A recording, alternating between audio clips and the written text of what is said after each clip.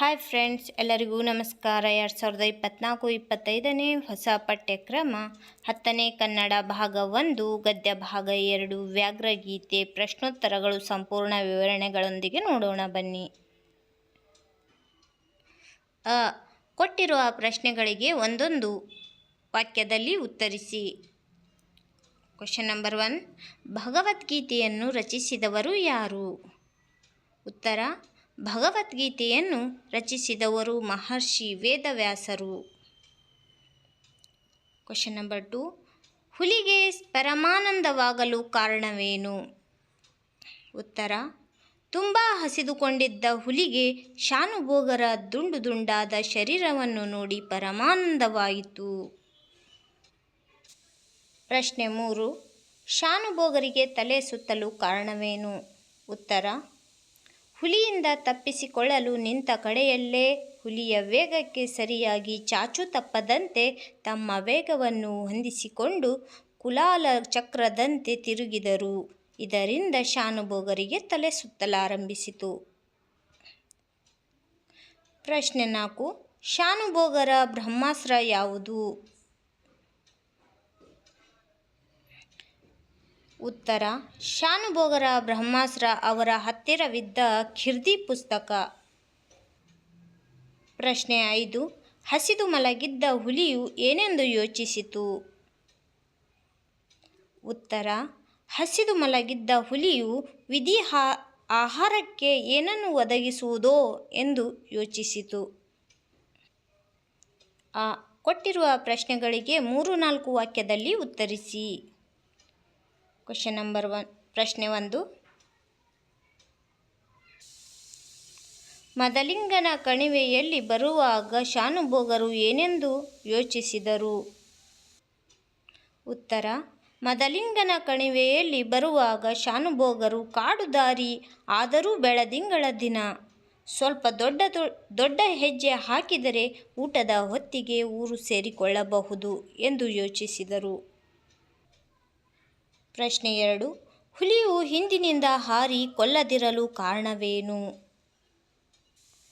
ಉತ್ತರ: ಹುಲಿಯು ಹಿಂದಿನಿಂದ ಹಾರಿ ಕೊಲ್ಲದಿರಲು ಕಾರಣವೇನೆಂದರೆ ಭರತಖಂಡದ ಹುಲಿಗಳು ಹಿಂದಿನಿಂದ ಹಾರಿ ಕೊಲ್ಲುವುದಿಲ್ಲ.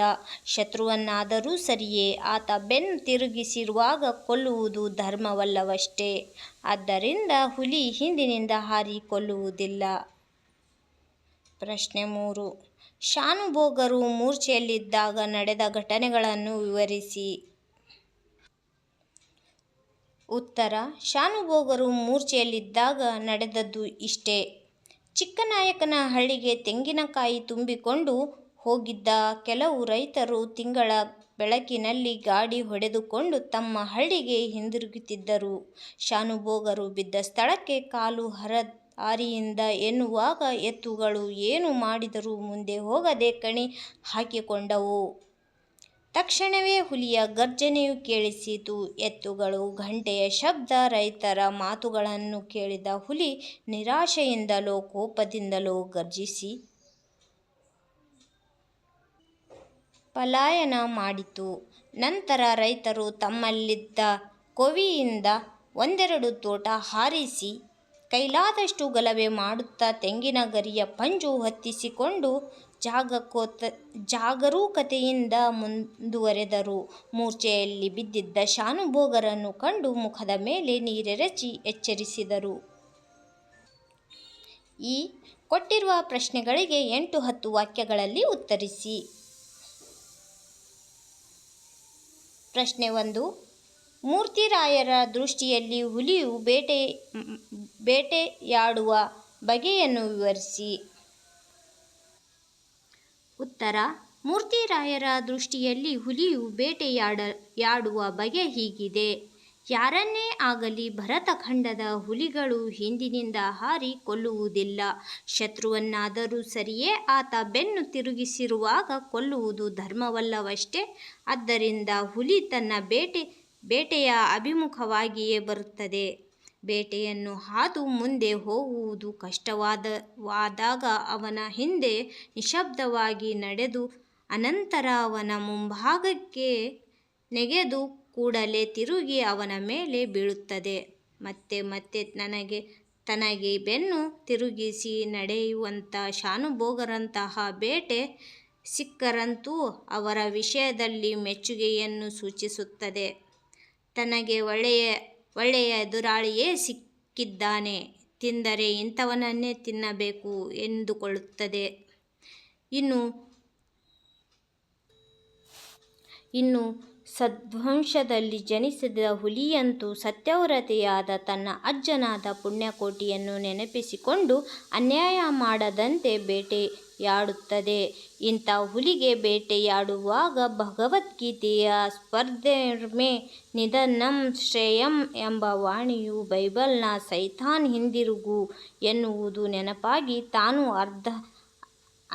ಅಧರ್ಮಕ್ಕೆ ಕೈ ಹಾಕುವುದು ಸರಿಯಲ್ಲವೆಂದು ವಿಚಾರ ಮಾಡುತ್ತದೆ.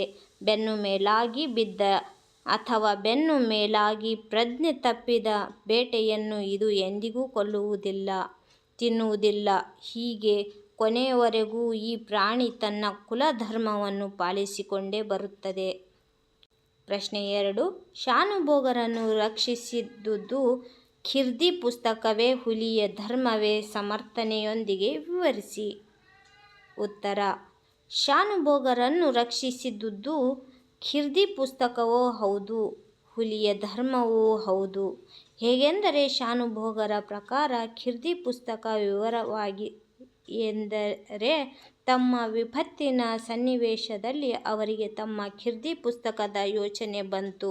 ಅವರಲ್ಲಿ ಆಯುಧವಿರದ ಕಾರಣ ಖಿರ್ದಿ ಪುಸ್ತಕವನ್ನೇ ಬ್ರಹ್ಮಾಸ್ತ್ರವಾಗಿಸಿಕೊಂಡು ಹುಲಿಯು ಮುಖಕ್ಕೆ ಬಂದು ಬಡಿದಾಗ ಹುಲಿಗೆ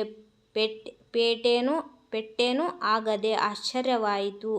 ಬಳಲಿಕೆಯಿಂದ ಜಡವಾಗಿದ್ದ ಮನಸ್ಸಿಗೆ ಪರಿಸ್ಥಿತಿಯ ಅರಿವಾಗಲು ಅರೆನಿಮಿಷ ಹಿಡಿಯಿತು. ಆ ಅರೆನಿಮಿಷದಲ್ಲಿ ಶಾನುಭೋಗರು ಒಂದೇ ಉಸಿರಿನಲ್ಲಿ ಧಾವಿಸುತ್ತಾ ಮರ ಹತ್ತಲು ಪ್ರಯತ್ನಿಸಿದಾಗ ಕಲ್ಲನ್ನು ಎಡವಿ ಬಿದ್ದು ಪ್ರಜ್ಞೆ ಕಳೆದುಕೊಂಡರು. ಕೆಲ ನಿಮಿಷಗಳಾದ ಮೇಲೆ ಪ್ರಜ್ಞೆ ಬಂದಾಗ ಯಾರೋ ಅವರಿಗೆ ನೀರು ಚಿಮುಕಿಸಿದಂತಾಯಿತು.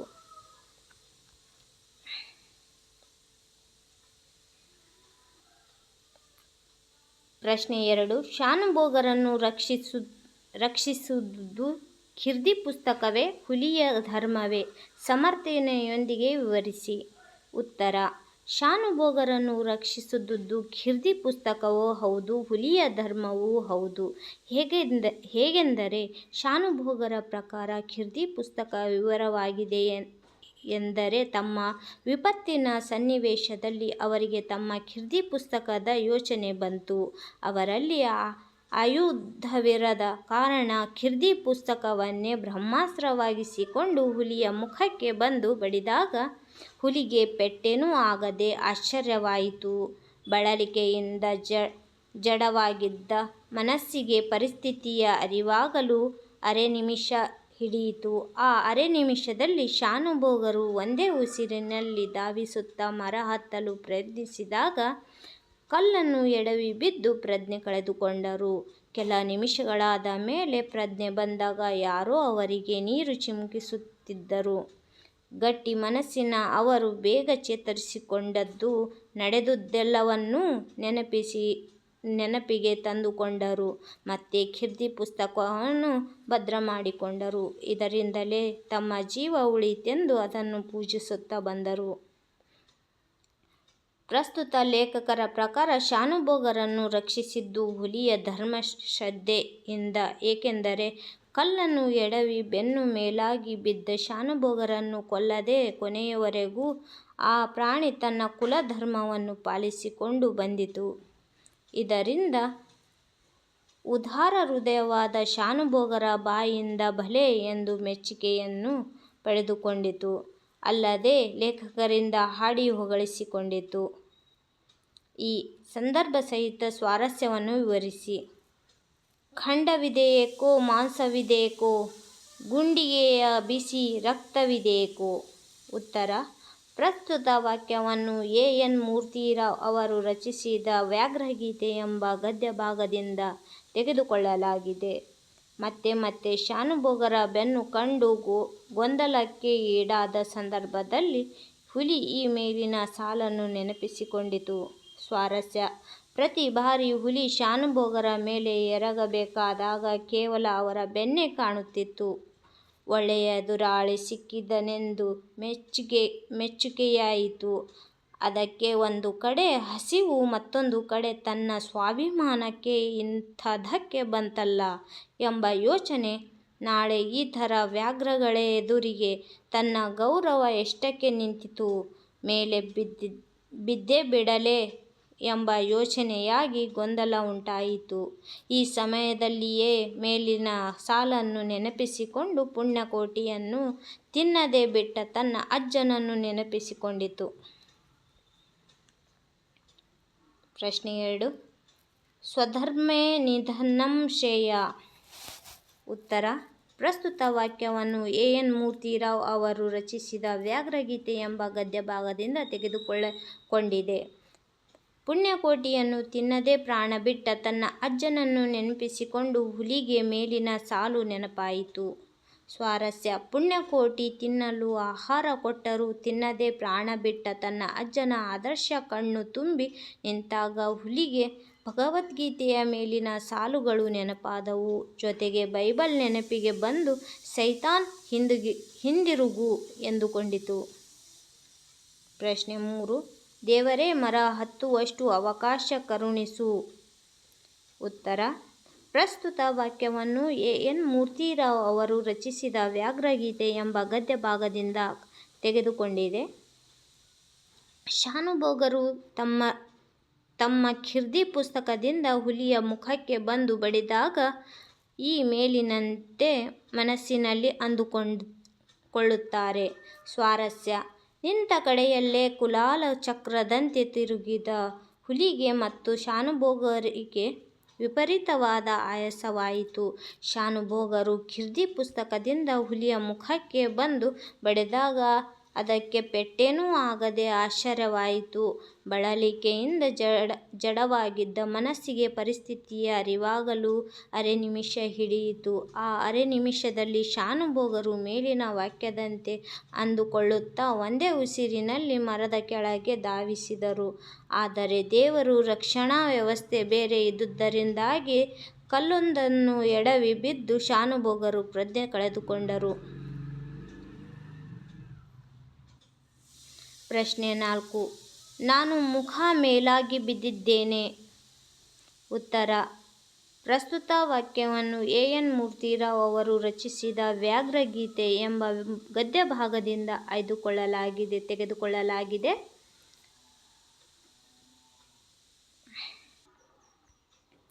ಪ್ರಜ್ಞೆ ಬಂದ ಮೇಲೆ ಮೇಲಿನಂತೆ ಶಾನುಭೋಗರು ಗಾಡಿಯವರನ್ನು ಕೇಳಿದರು. ಸ್ವಾರಸ್ಯ: ಪ್ರಜ್ಞೆ ಬಂದ ಶಾನುಭೋಗರ ಮನಸ್ಸಲ್ಲೆಲ್ಲ ವಿಸ್ಮಯ ಆವರಿಸಿತು. ತಾವು ಉಳಿದದ್ದು ಹೇಗೆ? ನಿಸ್ಸಹಾಯಕರಾಗಿ ಪ್ರಜ್ಞೆಯಿಲ್ಲದೆ ಬಿದ್ದಿದ್ದಾಗ ಹುಲಿ ತಮ್ಮನ್ನು ಎಳೆದುಕೊಂಡು ಹೋಗಲಿಲ್ಲವೇಕೆ? ಸ್ವಲ್ಪ ಹೊತ್ತು ಯೋಚಿಸಿ ಗಾಡಿಯವರನ್ನು ಮೇಲಿನಂತೆ ಕೇಳಿದರು. ಅವರು ಇಲ್ಲ, ಬಿದ್ದದ್ದು ಬೆನ್ನು ಮೇಲಾಗಿ ಎಂದಾಗ ಶಾನುಭೋಗರ ಸಮಸ್ಯೆಗೆ ಉತ್ತರ ದೊರೆತಂತಾಯಿತು. ಪ್ರಶ್ನೆ 5. ಹುಲಿ ಈಗ ಎಷ್ಟು ಹಸಿದಿರಬೇಕು? ಉತ್ತರ: ಪ್ರಸ್ತುತ ವಾಕ್ಯವನ್ನು ಎ. ಎನ್. ಮೂರ್ತಿರಾವ್ ಅವರು ರಚಿಸಿದ ವ್ಯಾಘ್ರಗೀತೆ ಎಂಬ ಗದ್ಯಭಾಗದಿಂದ ತೆಗೆದುಕೊಂಡಿದೆ. ಶಾನುಭೋಗರು ಊಟಕ್ಕೆ ಕುಳಿತಾಗ ಮೇಲಿನಂತೆ ಯೋಚಿಸಿದರು. ಸ್ವಾರಸ್ಯ: ಶಾನುಭೋಗರು ಕುಡಿದ ನೀರು ಅಲಗದ ಹಾಗೆ ಎನ್ನಲಾಗದಿದ್ದರೂ ಜೀವಸಹಿತ ಮನೆ ಸೇರಿಕೊಂಡರು, ರಸದೂಟವನ್ನು ಮಾಡಿದರು. ಈಗ ಮೇಲಿನ ಯೋಚನೆ ಬಂದಾಗ ಅವರ ವದನಾರವಿಂದದಲ್ಲಿ ಮುಗುಳುನಗೆ ಮೂಡಿತು. ಊಟದ ರುಚಿ ಇಮ್ಮಡಿಯಾಯಿತು. ಬಿಟ್ಟಿರುವ ಸ್ಥಳವನ್ನು ಸೂಕ್ತ ಪದಗಳಿಂದ ತುಂಬಿರಿ. ಮಂತ್ರಿತ್ವ ಹೋಗಿ ಕೇವಲ ಶಾನುಭೋಗಿಕೆ ಮಾತ್ರ ಉಳಿದಿತ್ತು. 2. ಖಿರ್ದಿ ಪುಸ್ತಕ ಶಾನುಭೋಗರ ಬ್ರಹ್ಮಾಸ್ತ್ರ. 3. ನೆಲದಿಂದ ಮೇಲೆದ್ದುಕೊಂಡಿದ್ದ ಕಲ್ಲನ್ನು ಎಡವಿ ಶಾನುಭೋಗರು ಬಿದ್ದರು. ರೈತರು ತಿಂಗಳ ಬೆಳಗಿನಲ್ಲಿ ಗಾಡಿ ಹೊಡೆಯುತ್ತಿದ್ದರು. 5. ಶಾನುಭೋಗರು ಉಳಿದಿದ್ದದ್ದು ಕೀರ್ತಿ ಪುಸ್ತಕದಿಂದಲ್ಲ. ಪ್ರಶ್ನೆ, ಸಂಧಿ ಎಂದರೇನು? ಸಂಧಿಗಳು. ಸಂಸ್ಕೃತ ಸಂಧಿ, ಕನ್ನಡ ಸಂಧಿ ಕುರಿತು ಬರೆಯಿರಿ. ಉತ್ತರ, 2 ಅಥವಾ 2ಕ್ಕಿಂತ ಹೆಚ್ಚಿನ ಅಕ್ಷರಗಳು ವಿಳಂಬವಿಲ್ಲದೆ ಅರ್ಥವತ್ತಾಗಿ ಪರಸ್ಪರ ಕೂಡುವುದೇ ಸಂಧಿ. ಇದರಲ್ಲಿ ಸಂಸ್ಕೃತ ಸಂಧಿ, ಕನ್ನಡ ಸಂಧಿ ಎಂದು 2 ವಿಧಗಳಿವೆ. ಪ್ರಶ್ನೆ, ಕನ್ನಡ ಸಂಧಿ ಎಂದರೇನು? ಉದಾಹರಣೆ ಕೊಡಿ. ಉತ್ತರ, ಕನ್ನಡ ಪದಗಳ ನಡೆಯುವ ಸಂಧಿ ಕಾರ್ಯವೇ ಕನ್ನಡ ಸಂಧಿಯಾಗಿದೆ. ಉದಾಹರಣೆ, ಮಾತು ಪ್ಲಸ್ ಇಲ್ಲ, ಮಾತಿಲ್ಲ. ಮಾಡು ಪ್ಲಸ್ ಇಸು, ಮಾಡಿಸು. ಬೇರೆ ಪ್ಲಸ್ ಒಂದು, ಬೇರೊಂದು.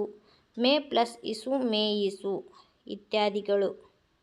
ಪ್ರಶ್ನೆ, ಸಂಸ್ಕೃತ ಸಂಧಿ ಎಂದರೇನು? ಉದಾಹರಣೆ ಕೊಡಿ. ಉತ್ತರ, ಸಂಸ್ಕೃತ ಪದಗಳ ನಡುವೆ ಆಗುವ ಸಂಧಿಯು ಸಂಸ್ಕೃತ ಸಂಧಿಯಾಗುವುದು.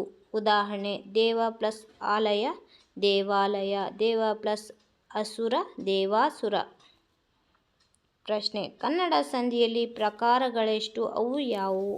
ಉತ್ತರ, ಕನ್ನಡ ಸಂಧಿಯಲ್ಲಿ ಮುಖ್ಯವಾಗಿ 2 ಪ್ರಕಾರಗಳು. ಅವು 1 ಸ್ವರ ಸಂಧಿ, 2ನೇದು ವ್ಯಂಜನ ಸಂಧಿ. ಪ್ರಶ್ನೆ, ಸ್ವರ ಸಂಧಿ ಎಂದರೇನು? ಉದಾಹರಣೆ ಕೊಡಿರಿ. ಉತ್ತರ, ಸಂಧಿಯಾಗುವ ಸ್ವರದ ಮುಂದೆ ಸ್ವರ ಬರುವುದೇ ಸ್ವರ ಸಂಧಿಯಾಗಿದೆ. ಉದಾಹರಣೆ, ನಾವು ಪ್ಲಸ್ ಎಲ್ಲ, ನಾವೆಲ್ಲ. ಗುರು ಪ್ಲಸ್ ಇದೆ, ಗುರುವಿದೆ, ಗುರುವಿಗೆ. ಮಳೆ ಪ್ಲಸ್ ಗೆ, ಮಳೆಗೆ. ಹೂ ಪ್ಲಸ್ ಇಂದ, ಹೂವಿಂದ ಇತ್ಯಾದಿ. ಪ್ರಶ್ನೆ, ವ್ಯಂಜನ ಸಂಧಿ ಎಂದರೇನು? ಉದಾಹರಣೆ ಕೊಡಿರಿ. ಉತ್ತರ, ಸಂಧಿ ನಡೆಯುವಾಗ ಸ್ವರದ ಮುಂದೆ ವ್ಯಂಜನ ಅಥವಾ ವ್ಯಂಜನದ ಮುಂದೆ ವ್ಯಂಜನ ಬಂದರೆ ವ್ಯಂಜನ ಸಂಧಿಯಾಗುತ್ತದೆ. ಉದಾಹರಣೆ, ಕೊನೆ ಪ್ಲಸ್ ಕಾಣು, ಕೊನೆಗಾಣು. ಹಳ ಪ್ಲಸ್ ಕನ್ನಡ, ಹಳಗನ್ನಡ. ಕಣ್ ಪ್ಲಸ್ ಸನ್ನೆ, ಕಣ್ಸನ್ನೆ ಇತ್ಯಾದಿ. ಪ್ರಶ್ನೆ, ಕನ್ನಡ ಸ್ವರ ಸಂಧಿಗಳಲ್ಲಿ ಪ್ರಕಾರಗಳೆಷ್ಟು? ಅವು ಯಾವುವು? ಉತ್ತರ, ಲೋಪ, ಆಗಮ, ಆದೇಶ, ಆಗಮ ಎಂದು ಕನ್ನಡ ಸ್ವರ ಸಂಧಿಯಲ್ಲಿ 3 ಪ್ರಕ್ರಿಯೆಗಳಾಗುತ್ತವೆ. ಉದಾಹರಣೆ, ಲೋಪ, ಊರೂರು. ಬಲ್ಲೆನೆಂದು, ಮಾತಂತು, ಸಂಪನ್ನರಾದ ಇತ್ಯಾದಿ. ಆಗಮ. ಉದಾಹರಣೆ, ಕೈಯನ್ನು, ಮನೆಯಿಂದ, ಶಾಲೆಯಲ್ಲಿ, ಮಗುವಿಗೆ ಇತ್ಯಾದಿ. ಆದೇಶ ಸಂಧಿಗೆ ಉದಾಹರಣೆ, ಮಳೆಗಾಲ, ಮೈದೂರು, ಬೆಂಬತ್ತು ಇತ್ಯಾದಿ ಕರೆಯಲಾಗುವುದು. ಪ್ರಶ್ನೆ, ಸಂಸ್ಕೃತ ಸಂಧಿಗಳು ಯಾವುವು? ಅವುಗಳಲ್ಲಿ ಪ್ರಕಾರಗಳೆಷ್ಟು? ಉದಾಹರಣವಾಗಿ ವಿವರಿಸಿ. ಉತ್ತರ, ಸುವರ್ಣ ದೀರ್ಘ ಸಂಧಿ, ವೃದ್ಧಿ ಸಂಧಿ, ಎಣ್ ಸಂಧಿ, ಜಶ್ನ್ ಸಂಧಿ, ಋತ್ವ ಸಂಧಿ, ಅನುನಾಸಿಕ ಸಂಧಿ ಇವುಗಳನ್ನು ಸಂಸ್ಕೃತ ಸಂಧಿಗಳೆಂದು ಕರೆಯುವರು. ಪ್ರಶ್ನೆ, ಸಂಸ್ಕೃತ ಸಂಧಿಗಳಾವುವು? ಉದಾಹರಣೆ ಸಹಿತ ವಿವರಿಸಿ. ಉತ್ತರ, ಸುವರ್ಣ ದೀರ್ಘ ಸಂಧಿ, ಗುಣ, ವೃದ್ಧಿ ಮತ್ತು ಎಣ್ ಸಂಧಿಗಳು ಸಂಸ್ಕೃತ ಸ್ವರ ಸಂಧಿಗಳು. ಉದಾಹರಣೆ, ಸುವರ್ಣ ದೀರ್ಘ ಸಂಧಿ, ಮಹಾತ್ಮ, ಗಿರೀಶ, ಸುರಾಸುರ, ವಧೂಪೇತ ಇತ್ಯಾದಿ. ಗುಣ ಸಂಧಿಗೆ ಉದಾಹರಣೆ, ದೇವೇಂದ್ರ, ಜ್ಞಾನೇಶ್ವರ, ಸೂರ್ಯೋದಯ, ಮಹರ್ಷಿ ಇತ್ಯಾದಿ. ವೃದ್ಧಿ ಸಂಧಿ, ಏಕೈಕ, ಜನೈಕ್ಯ, ವನೌಷಧಿ, ಅಷ್ಟೈಶ್ವರ್ಯ ಇತ್ಯಾದಿ. ಎಣ್ ಸಂಧಿ, ಅತ್ಯವಸರ, ಜಾತ್ಯತೀತ, ಕೋಟ್ಯಧೀಶ್ವರ ಇತ್ಯಾದಿ. ಪ್ರಶ್ನೆ, ಸಂಸ್ಕೃತ ವ್ಯಂಜನ ಸಂಧಿಗಳ ಉದಾಹರಣೆ ಸಹಿತ ವಿವರಿಸಿ. ಉತ್ತರ, ಜಶ್ನ, ಶ್ರುತ್ವ, ಅನುನಾಸಿಕ ಸಂಧಿಗಳು ಸಂಸ್ಕೃತ ವ್ಯಂಜನ ಸಂಧಿಗಳು. ಉದಾಹರಣೆ, ಜಶ್ಚ, ವಾಗ್ಯವಿ, ಅಜಂತ, ಪಡಾನನ, ದಿಗಂತ ಇತ್ಯಾದಿ. ಶ್ರುತ್ವ, ಪಯಂಶ್ಚಯನ, ಶರಶ್ಚಂದ್ರ, ಜಗಜ್ಯೋತಿ ಇತ್ಯಾದಿ. ಅನುನಾಸಿಕ, ಷಣ್ಮುಖ, ಸನ್ಮಾನ್ಯ, ವಾಗ್ಗೇಯ, ತನ್ಮಯ ಇತ್ಯಾದಿ. ದ್ವಿರುಕ್ತಿ. ಪ್ರಶ್ನೆ: ದ್ವಿರುಕ್ತಿ ಎಂದರೇನು? ಇವು ಯಾವ ಸಂದರ್ಭದಲ್ಲಿ ಉಪಯೋಗಿಸಲ್ಪಡುತ್ತವೆ? ಉತ್ತರ: ಒಂದು ವಿಶೇಷಾರ್ಥವನ್ನು ವ್ಯಕ್ತಪಡಿಸುವುದಕ್ಕಾಗಿ ಒಂದು ಪದವನ್ನು ಒಂದು ವಾಕ್ಯವನ್ನು ಎರಡೆರಡು ಬಾರಿ ಪ್ರಯೋಗ ಮಾಡುವುದಕ್ಕೆ ದ್ವಿರುಕ್ತಿ ಎನ್ನುತ್ತಾರೆ. ಇಂತಹ ಪದಗಳು ಬೇರೆ ಬೇರೆ ಅರ್ಥದಲ್ಲಿ